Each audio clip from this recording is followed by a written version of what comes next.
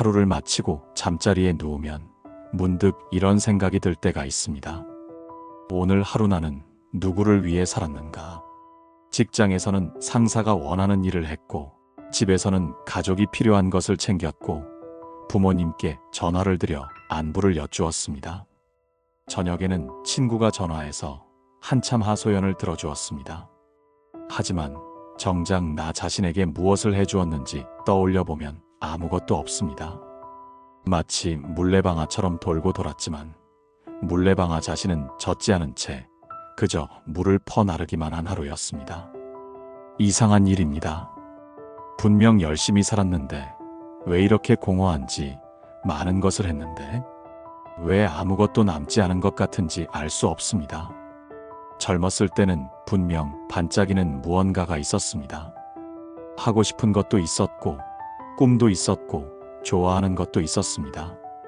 하지만 살다 보니 그것들을 하나씩 내려놓았습니다. 결혼하고 나니 가정을 먼저 챙겨야 했고, 아이를 낳고 나니 육아가 우선이었고, 부모님 연세가 드시니 간병이 필요했습니다. 나중에 하면 된다고 생각했습니다. 지금은 때가 아니라고 여겼습니다. 가족부터 챙겨야 한다고 믿었습니다. 그렇게 미루고 미루다 보니 나중은 오지 않았고, 때는 지나갔고, 가족은 챙겼지만 나는 사라졌습니다.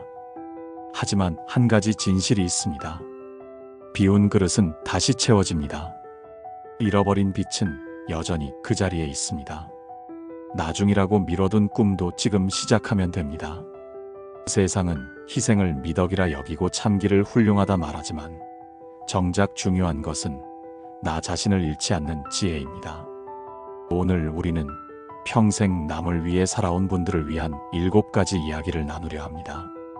비운 그릇을 다시 채우는 법, 잃어버린 나를 되찾는 법, 이제는 나를 위해 사는 법에 대하여 이 이야기가 작은 빛이 되기를 바랍니다. 부처님의 가르침에 앞서 구독과 좋아요 버튼을 눌러주시면 더 큰 자비를 더 많은 분들과 더 깊이 나눌 수 있습니다. 더불어 지금 가슴속에 품고 계신 간절한 소망을 댓글에 적어주시면 성부를 위한 축원을 함께 드리겠습니다. 그럼 본격적으로 부처님과의 여정을 떠나보도록 할까요? 제1장, 비운 그릇에는 아무것도 담을 수 없다. 부엌 싱크대에 그릇이 놓여 있습니다. 아침부터 저녁까지 그 그릇으로 밥을 퍼주었습니다. 남편 밥 1공기, 아이들 밥 2공기, 시부모님 밥 1공기. 하루가 끝나고 자신의 그릇을 듭니다. 비어 있습니다. 밥이 없습니다. 나중에 먹으면 된다고 생각했습니다. 하지만 나중은 오지 않습니다. 설거지를 하고 나면 배는 고픈데 남은 밥은 없습니다. 그래서 라면을 끓입니다. 후루룩 혼자 먹습니다. 왠지 모를 죄책감이 듭니다. 이상한 일입니다. 내 배를 채우는데 왜 죄책감이 드는지 알 수 없습니다. 가족 몰래 먹는 것 같습니다. 나만 편하게 먹는 것 같습니다. 이기적인 것 같습니다. 하지만 생각해보면 그저 배가 고파서 먹었을 뿐입니다. 잘못한 것이 하나도 없습니다. 그런데도 죄책감이 듭니다. 살다 보면 이런 사람들이 있습니다. 항상 주기만 하는 사람들. 시간을 줍니다. 아침 일찍 일어나 가족 아침을 챙기고 퇴근 후에도 집안일을 하고 주말에도 쉬지 못합니다. 부모님 병원 모시고 아이들 학원 데려다 주고 친척 경조사에 빠짐없이 참석합니다. 돈을 줍니다. 자신은 낡은 옷을 입으면서 가족에게는 새 옷을 사주고 자신은 배달음식 시켜 먹으면서 아이들 학원비는 꼬박꼬박 냅니다. 부모님 용돈 드리고 형제자매 어려우면 도와주고 자신 노후 자금은 생각하지 않습니다. 마음을 줍니다. 가족이 힘들어하면 위로하고 격려하고 응원합니다. 친구가 전화하면 몇 시간이고 들어줍니다. 하지만 자신이 힘들 때는 아무에게도 말하지 않습니다. 건강을 줍니다. 몸이 아파도 참고 피곤해도 참고 아프다는 말조차 하지 않습니다. 병원 갈 시간이 없습니다. 쉴 시간이 없습니다. 꿈을 줍니다. 하고 싶었던 것들을 포기하고 가족의 꿈을 먼저 챙깁니다. 다니고 싶었던 대학원, 시작하고 싶었던 사업, 배우고 싶었던 악기, 여행하고 싶었던 나라. 모두 미룹니다. 그렇게 20년, 30년을 주고 나면 남는 게 없습니다. 시간도 없고, 돈도 없고, 마음도 없고, 건강도 없고, 꿈도 없습니다. 빈 그릇만 덩그러니 남습니다. 그런데 여전히 누군가는 찾아옵니다. 위로를 구합니다. 도움을 청합니다. 위로하고 싶습니다. 도와주고 싶습니다. 하지만 그릇이 비었습니다. 줄 것이 없습니다. 심리학자들의 연구에 따르면 자신을 돌보지 않고 희생만 하는 사람들이 우울증에 걸릴 확률이 그렇지 않은 사람보다 3배 높고 번아웃 증후군은 5배 높다고 합니다. 희생은 미덕이 아닙니다. 서서히 죽어가는 과정입니다. 목마른 사람은 물을 줄 수 없습니다. 고갈된 우물에서는 물을 길어 올릴 수 없습니다. 꺼진 촛불로는 다른 촛불을 켤 수 없습니다. 비행기 안전 수칙에 이런 말이 있습니다. 산소 마스크가 떨어지면 자신부터 먼저 쓰라고. 이상하게 들릴 수 있습니다. 아이가 더 급하지 않느냐고 물을 수도 있습니다. 하지만 이유가 있습니다. 내가 먼저 숨을 쉬어야 아이를 살릴 수 있기 때문입니다. 내가 쓰러지면 아무도 살릴 수 없습니다. 이것이 이기심처럼 보일 수 있습니다. 하지만 이것이 지혜입니다. 나를 먼저 돌보는 것이 가족을 돌보는 첫걸음입니다. 증이라 함경에 이런 가르침이 있습니다. 자신을 사랑하지 않으면 남도 제대로 사랑할 수 없습니다. 그릇을 먼저 채워야 합니다. 자신을 돌보는 것이 이기심이 아닙니다. 그것은 사랑의 시작입니다. 비운 그릇으로는 아무도 행복하게 만들 수 없습니다. 먼저 채우십시오. 그래야 나눌 수 있습니다. 오늘부터 시작하십시오. 하루 30분이라도 좋습니다. 그 30분이 당신을 살릴 것입니다. 제2장. 고이면 썩고 흐르면 맑아진다. 산속에 2개의 연못이 있습니다. 첫 번째 연못은 물이 고여 있습니다. 들어오기만 하고 나가지 않습니다. 시간이 지나자 썩기 시작합니다. 악취가 나고 녹조가 낍니다. 물고기가 죽고 새들이 떠납니다. 두 번째 연못은 물이 흐릅니다. 들어오고 나갑니다. 맑고 투명합니다. 물고기가 헤엄치고 새들이 날아옵니다. 차이는 단 하나입니다. 흐르느냐 고이느냐. 첫 번째 연못에 물이 없어서 썩은 것이 아닙니다. 오히려 물이 가득합니다. 넘칠 정도로 많습니다. 그런데도 썩습니다. 왜 그럴까요? 나가지 않기 때문입니다. 받기만 하고 주지 않기 때문입니다. 두 번째 연못은 물이 적습니다. 항상 비워집니다. 하지만 맑습니다. 왜 그럴까요? 흐르기 때문입니다. 받고 또 주기 때문입니다. 살다 보면 고인 연못 같은 사람들이 있습니다. 받기만 하는 사람들입니다. 가족에게 받고, 직장에서 받고, 사회에서 받습니다.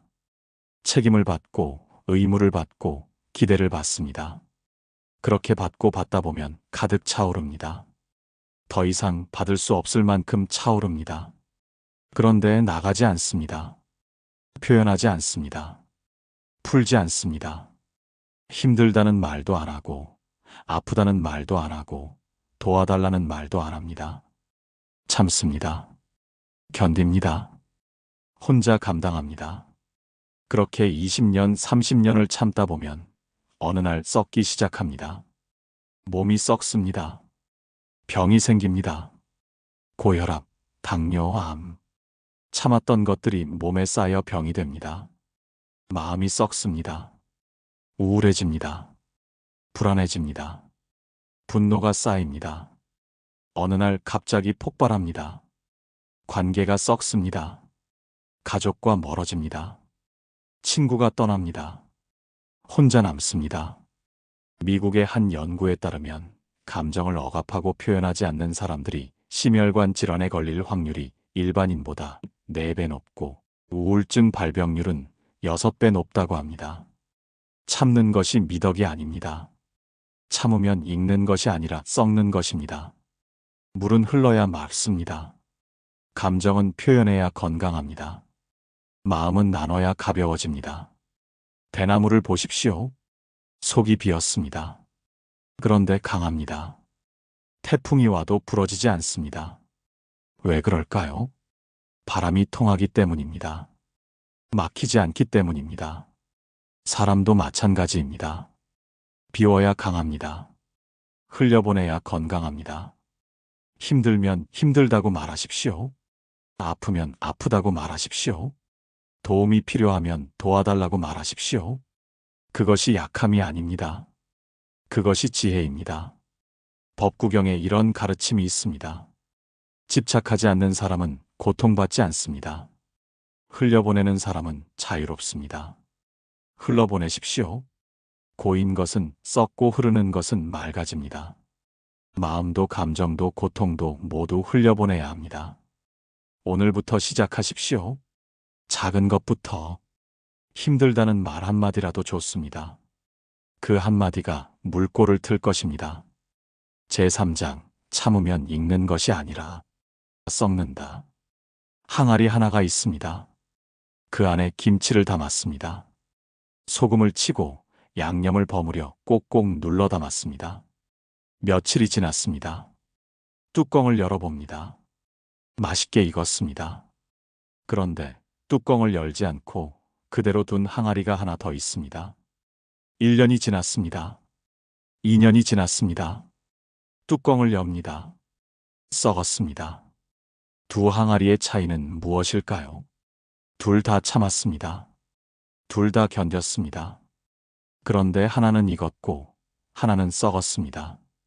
차이는 단 하나입니다. 때때로 열었느냐, 아예 열지 않았느냐. 첫 번째 항아리는 며칠에 한 번씩 뚜껑을 열었습니다. 가스를 빼주었습니다. 맛을 보았습니다. 그래서 익었습니다. 두 번째 항아리는 한 번도 열지 않았습니다. 가스가 쌓였습니다. 압력이 높아졌습니다. 그래서 썩었습니다. 참는 것도 마찬가지입니다. 적당히 참으면 익습니다. 하지만 끝없이 참으면 썩습니다. 살다 보면 참아야 할 때가 있습니다. 화가 나도 참고, 억울해도 참고, 서러워도 참습니다.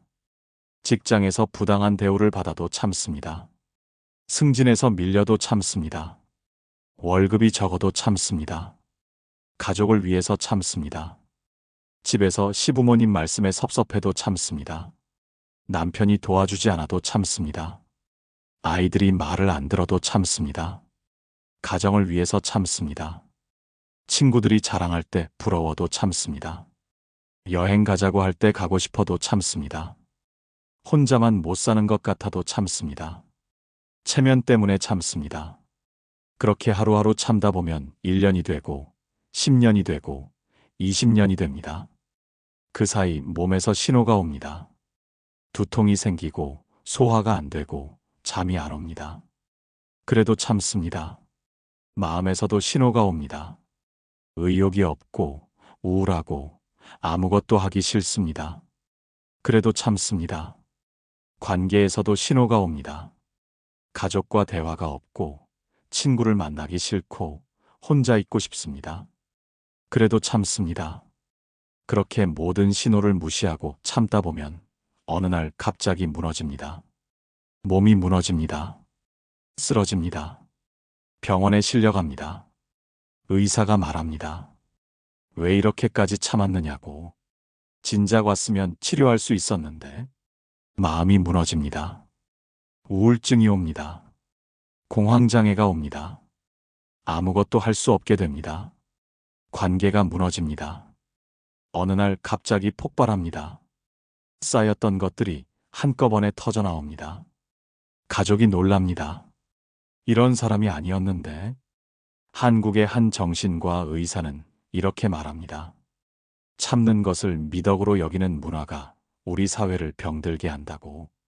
참으면 익는다고 배웠지만 실제로는 썩는다고. 참는 것이 미덕이 아닙니다. 적당히 풀어주는 것이 지혜입니다. 김치도 가스를 빼줘야 익듯이 마음도 때때로 열어줘야 건강합니다. 압력솥을 보십시오. 뚜껑에 구멍이 있습니다. 압력이 높아지면 김이 나갑니다. 만약 그 구멍이 없다면 어떻게 될까요? 폭발합니다. 사람도 마찬가지입니다. 구멍이 필요합니다. 김을 빼는 구멍. 힘들면 말하십시오. 화나면 표현하십시오. 슬프면 우십시오. 그것이 약한 모습이 아닙니다. 그것이 건강한 모습입니다. 자바함경에 이런 가르침이 있습니다. 모든 고통은 집착에서 생깁니다. 놓아버리는 순간 자유로워집니다. 참는 것도 일종의 집착입니다. 강해야 한다는 집착, 좋은 사람이어야 한다는 집착. 그 집착을 내려놓으십시오. 참으면 익는 것이 아니라 썩습니다. 때때로 열어주십시오. 가스를 빼주십시오. 그래야 건강하게 살 수 있습니다. 오늘부터 시작하십시오. 하루에 한 번이라도 좋습니다. 힘들다고, 피곤하다고, 도와달라고 말하십시오. 그 말이 당신을 살릴 것입니다. 제사장, 당신은 누구의 소유물도 아니다. 나무 한 그루가 있습니다. 가지가 사방으로 뻗어 있습니다. 그 가지에 새들이 둥지를 틉니다. 다람쥐가 오르내립니다. 사람들이 그늘에서 쉽니다. 모두가 이 나무를 사용합니다. 모두가 이 나무에 기댑니다. 그런데 누구도 이 나무에게 물어보지 않습니다. 괜찮은지, 힘들지 않은지, 필요한 것은 없는지. 나무는 그저 서 있을 뿐입니다. 말없이 주기만 합니다. 해가 지날수록 가지는 무거워집니다. 새들의 둥지가 늘고, 다람쥐가 늘고, 쉬는 사람들이 늘어납니다. 어느 날 태풍이 옵니다. 나무가 흔들립니다. 가지가 부러질 것 같습니다. 그때서야 새들이 놀랍니다. 이 나무가 쓰러지면 어떡하지? 다람쥐도 놀랍니다. 우리는 어디로 가지? 사람들도 놀랍니다. 그늘이 없으면 어쩌지? 하지만 아무도 나무를 도와주지 않습니다. 그저 걱정만 할 뿐입니다. 다행히 태풍이 지나갑니다. 나무는 쓰러지지 않습니다. 모두가 안도합니다. 그리고 다시 예전처럼 나무를 사용합니다. 살다 보면 이런 사람들이 있습니다. 나무 같은 사람들. 가족의 나무가 됩니다. 남편을 받쳐주고 아이를 키우고 부모님을 모십니다. 모두가 기댑니다. 직장의 나무가 됩니다. 힘든 일을 떠맡고 야근하고 주말에도 나옵니다. 모두가 의지합니다. 친구들의 나무가 됩니다. 하소연을 들어주고 조언해주고 도와줍니다. 모두가 찾습니다. 그렇게 모두의 나무가 되다 보면 자신은 사라집니다. 나는 누구를 위해 존재하는가? 남편을 위해, 아이를 위해, 부모님을 위해, 회사를 위해, 친구를 위해. 그럼 나는 누구인가? 남편의 아내, 아이의 엄마, 부모님의 딸, 회사의 직원, 친구들의 상담자. 나 자신은 없습니다. 이상한 일입니다. 분명 내 인생인데 내가 없습니다. 내 시간인데 내 시간이 없습니다. 내 삶인데 내 삶이 없습니다. 심리학에서는 이것을 공의존이라 부릅니다. 자신의 정체성을 타인과의 관계에서만 찾는 것. 남편이 있어야 내가 있고, 아이가 있어야 내가 있고, 부모님이 있어야 내가 있는 것. 그런데 문제는 이것입니다. 언젠가 모두가 떠난다는 것. 아이는 자랍니다. 독립합니다. 자신의 삶을 삽니다. 남편은 멀어질 수 있습니다. 각자의 세계를 갖게 됩니다. 부모님은 돌아가십니다. 언젠가는 떠나십니다. 그때 무엇이 남을까요? 아무것도 없습니다.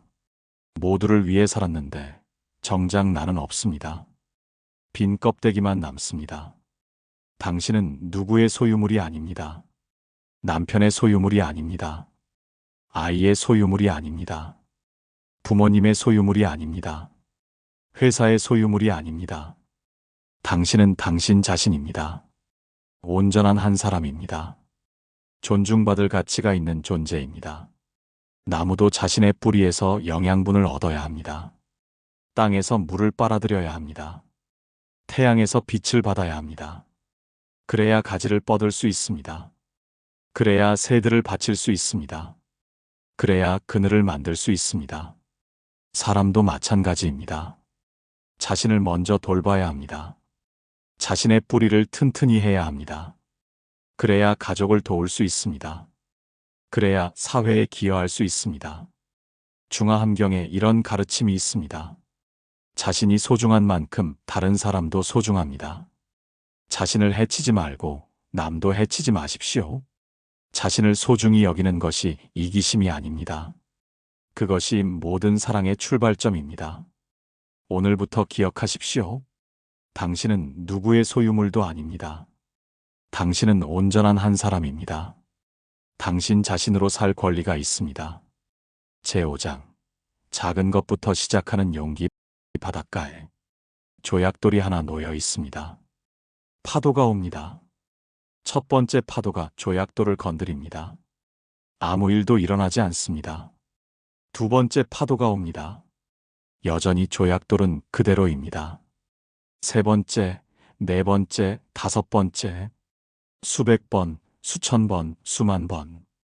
파도는 계속 옵니다. 10년이 지났습니다. 조약돌을 봅니다. 모서리가 둥그러졌습니다. 20년이 지났습니다. 더 작아졌습니다.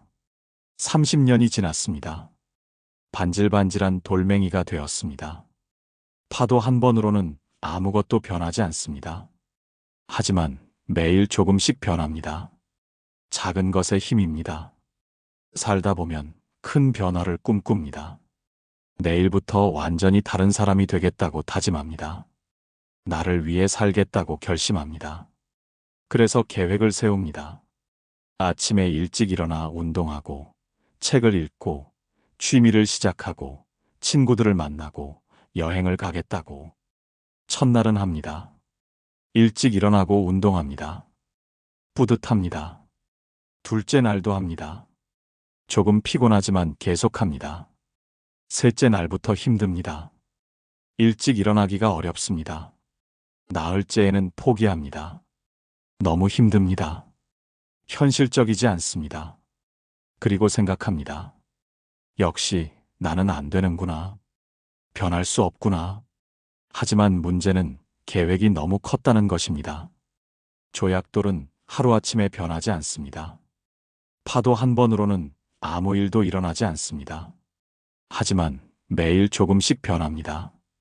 눈에 보이지 않을 만큼 작게. 그렇게 10년, 20년이 지나면 완전히 다른 모습이 됩니다. 변화도 마찬가지입니다. 큰 변화는 필요 없습니다. 작은 변화면 충분합니다. 하루 30분이면 됩니다. 30분 일찍 일어나 커피 한 잔 마시며 창밖을 바라보는 것. 30분 산책하며 생각을 정리하는 것. 30분 좋아하는 음악을 듣는 것. 30분 책을 읽는 것. 30분 아무것도 하지 않고 쉬는 것. 단 30분입니다. 누구나 할 수 있습니다. 그 30분이 쌓이면 일주일에 3시간 30분이 됩니다. 한 달이면 15시간이 됩니다. 1년이면 180시간이 됩니다. 180시간이면 악기 하나를 배울 수 있습니다. 외국어 기초를 닦을 수 있습니다. 그림을 그릴 수 있습니다. 10년이면 1800시간입니다. 1800시간이면 전문가가 될 수 있습니다. 모든 것은 작은 것에서 시작됩니다. 나무도 씨앗에서 시작됩니다. 강물도 물 한 방울에서 시작됩니다. 여행도 한 걸음에서 시작됩니다. 당신의 변화도 작은 것에서 시작하면 됩니다. 완벽하게 하려고 하지 마십시오. 그저 시작하십시오. 매일 하려고 하지 마십시오. 일주일에 3번만 하십시오. 오래 하려고 하지 마십시오. 30분이면 충분합니다.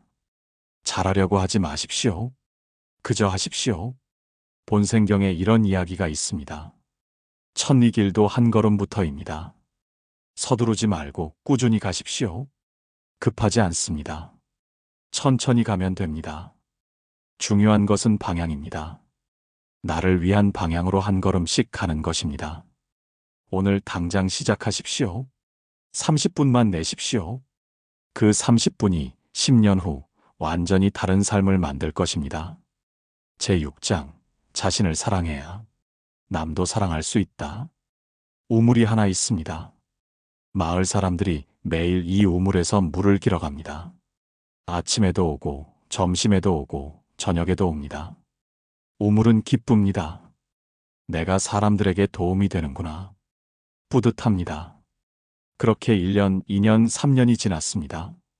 우물을 보니 물이 줄어들었습니다. 예전만큼 풍부하지 않습니다. 하지만 사람들은 계속 옵니다. 물을 길어갑니다. 우물은 생각합니다.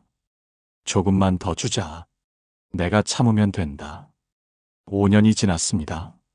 우물 바닥이 보입니다. 물이 거의 말랐습니다. 사람들이 투덜거립니다. 물이 왜 이렇게 적은가? 더 많이 주면 좋겠는데. 우물은 미안합니다. 더 주고 싶은데 없습니다. 10년이 지났습니다. 우물이 완전히 말랐습니다. 사람들이 떠납니다. 다른 우물을 찾아갑니다. 우물만 덩그러니 남았습니다. 텅 비었습니다. 아무도 찾지 않습니다. 우물은 후회합니다. 진작 물을 아껴둘 걸. 진작 채웠어야 했는데. 하지만 이미 늦었습니다. 우물에도 물이 필요합니다. 빗물을 받아야 하고, 지하수를 끌어올려야 하고, 스스로를 채워야 합니다. 그래야 다른 사람에게 줄 수 있습니다. 살다 보면 우물 같은 사람들이 있습니다. 자신은 채우지 않고 남에게만 줍니다. 사랑을 줍니다. 가족에게, 친구에게, 동료에게. 하지만 자신은 사랑받지 못합니다. 시간을 줍니다. 남을 위해 씁니다. 하지만 자신을 위한 시간은 없습니다. 에너지를 줍니다. 남을 돕느라 씁니다. 하지만 자신은 지쳐갑니다. 그렇게 10년, 20년을 주다 보면 고갈됩니다. 더 이상 줄 것이 없습니다. 사랑도, 시간도, 에너지도 남지 않았습니다. 그때 깨닫습니다. 나를 먼저 사랑했어야 했다는 것을. 하지만 많은 사람들이 오해합니다. 자신을 사랑하는 것이 이기적이라고 생각합니다. 그렇지 않습니다. 자신을 사랑하는 것이 이기심이 아닙니다. 그것은 생존입니다. 꽃을 키우려면 물을 줘야 합니다. 햇빛을 쬐어야 합니다. 비료를 줘야 합니다. 그래야 꽃이 핍니다. 그래야 아름다운 꽃을 볼 수 있습니다. 만약 물도 안 주고 햇빛도 안 쬐고 비료도 안 주면 어떻게 될까요? 시듭니다. 죽습니다. 사람도 마찬가지입니다. 자신에게 사랑을 줘야 합니다. 자신에게 시간을 줘야 합니다. 자신에게 에너지를 줘야 합니다. 그래야 살아갑니다. 그래야 다른 사람도 사랑할 수 있습니다. 심리학에서는 이것을 자기 돌봄이라 부릅니다. 자신의 신체적, 정서적, 정신적 필요를 스스로 채우는 것. 연구에 따르면 자기 돌봄을 잘하는 사람들이 더 건강하고, 더 행복하고, 인간관계도 더 좋다고 합니다. 왜 그럴까요? 자신이 채워져 있으면 여유가 생깁니다. 여유가 있으면 남을 이해할 수 있습니다. 이해하면 사랑할 수 있습니다. 반대로 자신이 비어 있으면 여유가 없습니다. 여유가 없으면 짜증이 납니다. 짜증나면 관계가 나빠집니다. 결국 자신을 사랑하는 것이 남을 사랑하는 첫걸음입니다. 증이라 함경에 다시 한번 이 가르침이 나옵니다. 자신을 소중히 여기는 사람이 남도 소중히 여길 수 있습니다. 자신을 소중히 여기십시오. 매일 자신에게 물어보십시오. 오늘 나는 나를 위해 무엇을 했는가? 작은 것이라도 좋습니다. 좋아하는 음식을 먹었다. 산책을 했다. 충분히 잤다. 하고 싶은 일을 했다. 그것들이 쌓이면 당신이 채워집니다. 당신이 채워지면 넘칩니다. 넘치면 자연스럽게 다른 사람에게 흘러갑니다. 그것이 진정한 사랑입니다. 억지로 짜내는 것이 아니라 자연스럽게 흘러가는 것. 의무가 아니라 기쁨인 것. 오늘부터 자신을 사랑하십시오. 그것이 가족을 사랑하는 길이고 세상을 사랑하는 길입니다. 제7장 늦지 않았다. 들판에 나무 한 그루가 있습니다. 20년 전에 심었어야 할 나무입니다. 하지만 심지 못했습니다. 바빴습니다. 시간이 없었습니다. 이제 그 나무가 있었다면 얼마나 좋았을까 생각합니다. 큰 나무가 되어 그늘을 만들고 열매를 맺고 새들이 깃들었을 것입니다. 하지만 후회해도 소용없습니다. 이미 20년이 지났습니다. 그럼 지금은 어떻게 해야 할까요? 지금 심으면 됩니다. 나무를 심기에 가장 좋은 때는 20년 전이었습니다. 하지만 그 다음으로 좋은 때는 바로 지금입니다. 지금 심으면 20년 후에는 큰 나무가 됩니다. 지금 심지 않으면 20년 후에도 여전히 후회만 할 것입니다. 살다 보면 후회하는 사람들이 있습니다. 진작 나를 위해 살 걸. 진작 하고 싶은 것을 할 걸. 진작 꿈을 쫓을 걸. 하지만 이미 늦었다고 생각합니다. 40대는 너무 늦었고, 50대는 더 늦었고, 60대는 시작조차 할 수 없다고 여깁니다. 그렇지 않습니다. 늦은 것이 아닙니다. 아직 시작도 하지 않은 것입니다. 모세 할머니를 아십니까? 78살에 그림을 시작했습니다. 처음 붓을 잡았습니다. 101살까지 그림을 그렸습니다. 1600점이 넘는 작품을 남겼습니다. 일본의 다키 카즈오 할아버지를 아십니까? 81살에 게임 개발을 시작했습니다. 86살에 앱을 만들어 애플 개발자 회의에 참석했습니다. 한국의 김형석 교수를 아십니까? 100세가 넘어서도 책을 쓰고 강연을 합니다. 80살에 새로운 공부를 시작했습니다. 이분들의 공통점이 무엇일까요? 늦었다고 생각하지 않았다는 것입니다. 나이는 숫자일 뿐입니다. 중요한 것은 시작하는 마음입니다. 40에 시작하면 60에 이르고, 50에 시작하면 70에 이르고, 60에 시작하면 80에 이릅니다. 시작하지 않으면 영원히 이루지 못합니다. 많은 사람들이 걱정합니다. 이 나이에 무엇을 하겠는가? 젊은 사람들을 어떻게 따라가겠는가? 따라갈 필요가 없습니다. 당신은 당신의 속도로 가면 됩니다. 당신의 방식으로 하면 됩니다. 비교하지 마십시오. 남들은 남들이고 당신은 당신입니다. 20대가 청춘이 아닙니다. 50대도 청춘입니다. 60대도 청춘입니다. 70대도 청춘입니다. 청춘은 나이가 아닙니다.